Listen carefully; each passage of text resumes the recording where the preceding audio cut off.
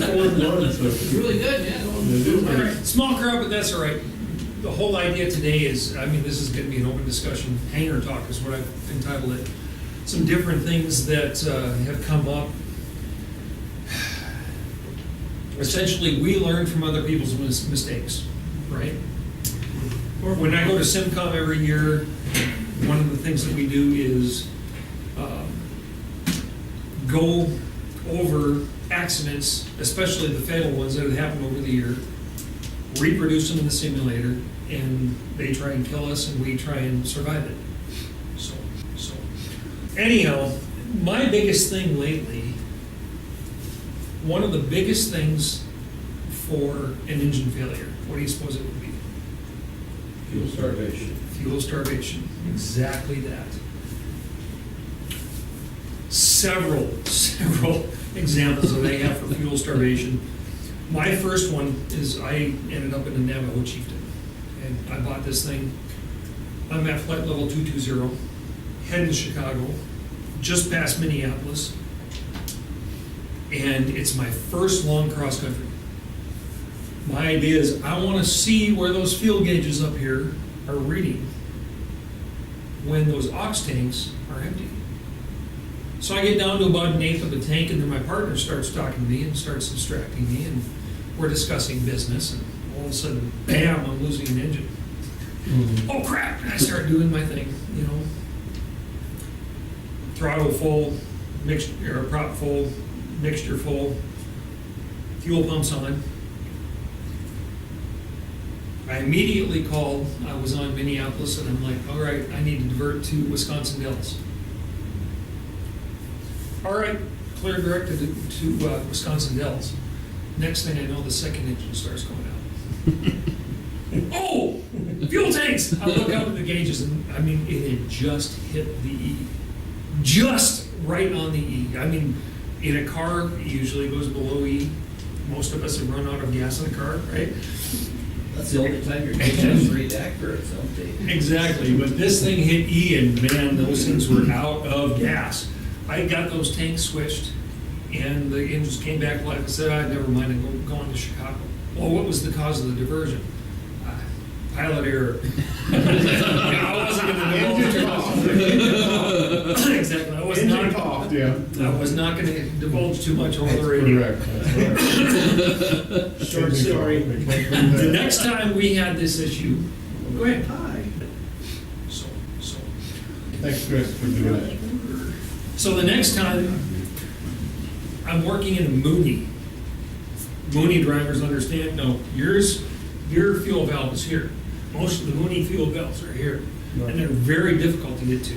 Most Mooney drivers have a PVC pipe with a T on the top that they can grab, stick on the thing, and twist. Now I've got a guy who's much larger than me as a commercial student. We are on short final, and when I'm talking about short final, I'm talking about probably 200 feet off the ground, coming in runway 26 into Minot, working on his commercial license, and that engine starts to cough. I'm immediately going, we're going to take the grass there. This big sucker was able to get down and switch the tank and cough the engine back to life. Amazing. Totally amazing. Cessna drivers, when you're doing your 172, you're continuously on both tanks. You have no boost pump. You're not used to having to switch tanks. You're not used to having to use a boost pump. Okay. The next instance, I have a student who's working on his high performance complex. We're doing touch and goes. All of a sudden, on the go, off of runway 18, that engine starts to cough. And I'm like, all right, boost pump on, mixture's rich. It's already done because we're on the go. I said, switch the tanks. And I see him go down, and I see him come back up. 4 tanks on this Comanche. I've seen Comanches with 8 tanks, but so. We start going, the engine coughs back to life, off we go, and we're getting towards the end of the runway, and all of a sudden it starts to die again. I'm like, my airplane. We land, I have no brakes, so I'm instructing him to brake. We barely made the end of the runway to get off on goal. And he's like, well, I asked him, did you switch the tank? Yeah, oh, well, no, I didn't. Well, why not? Yeah, Ken's laughing. Instructors. And it's like, well, I know there was fuel in that tank. I checked it before we left. Well, he's used to checking a Cherokee. He's used to looking in the Archer or the Cherokee he was flying before, where you have little tabs that show that, you know, if it's above the tab or if it's at the tab, you have at least an hour of fuel left in each tank, right? And now he's in a laminar flow wing with shallower tanks in the Comanche. And he's trying to gauge it the same way he did in the Cherokee. He didn't stick the tank. There's a stick in the Comanche that'll actually gauge the tanks for you.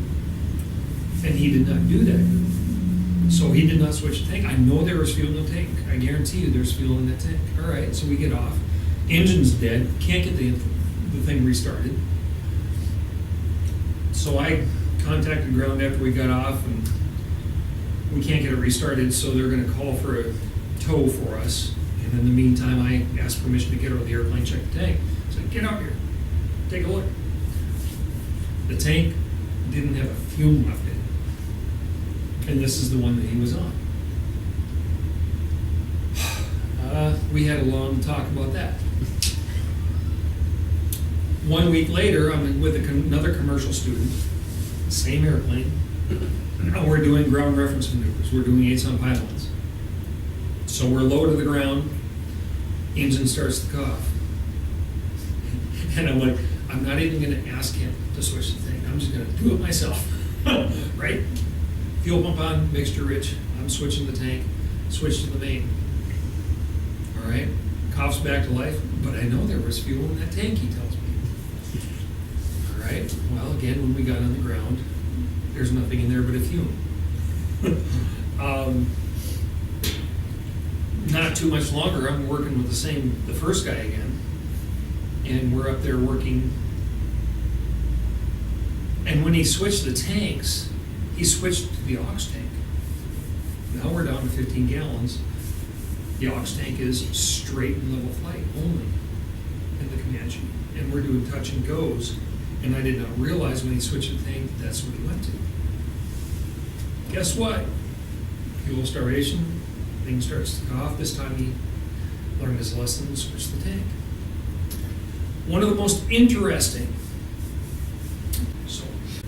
fuel starvation deals came up when I was at SimCom training on the TDM. Now the TDM is a turboprop engine, okay?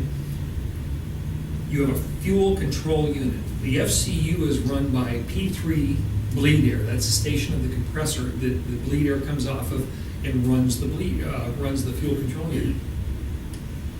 If the bleed air line breaks, you lose thrust. You lose your idle. Basically your engine goes down to idle. Okay. So with the PT6 engine, every airplane out there, at least a single engine, has an emergency power lever. So you bring that emergency power lever up, and it is a mechanically based lever that you have to be very gentle with, and you bring it up. So I'm down at SimCom, and they said, well, he failed to do this, so we're practicing using the emergency power lever. Same scenario as what this guy supposedly did. The next year, we're discussing the same accident. They said, well, once they finished the investigation, they realized, no, he did bring his emergency power lever up. But he had a fuel starvation problem. The issue was he was just leaving an airport before he filled up both tanks. Have gas. What was that? You get the wrong gas. You can run a PT6 on F-gas. You can't run a recip on jet fuel, but you can run a PT6 on F-gas. No, he had the right gas in there, but that's a good gas. Well, the issue that happened was, when they line the tanks and they seal them, they use that black goo, and they use these chemical resistant gloves to spread this black stuff on to seal the tanks. Well, the technician left his glove in the tank over in France. So what happened was eventually that glove worked its way down, covered the basket, the little inverted basket where the fuel goes in to go to the fuel line. And it covered it and starved the engine of fuel in that one tank. So I guess the whole of the matter here is your engine goes down. If you have a boost pump, the boost pump goes on. Mixture always goes rich. Throttle goes full. If you have carb heat or injector heat or alternate air, that always goes on. Okay? And then always, always, always switch the tank. You may have forgotten to switch the tank, and we're flying around these arches all day long where you have left, you have right. They're not the Cessna that you're on both all the time. So if you fail to switch that tank and you fly for 2.5 hours, all of a sudden you're realizing my engine's dying. Well, crap, I forgot to switch the tanks, and I have all of the gas in one tank and none in the other, and it's like always switch the tank. Always go to it. Even if you know you have fuel in that tank, like the other two guys who knew they had fuel in the tank, which there was none, switch the tank. The one guy who did have fuel in his tank, well, there was a blockage. If he would have switched his tank, he would have lived. That was a fatal accident. He died trying to get off, and it was on departure. So always, always, always switch your tank. Okay? Big thing. And is like you guys are getting into the movie, make certain that you're managing that fuel very well. Every 15 minutes to half an hour, switch that fuel. Run off your gauges.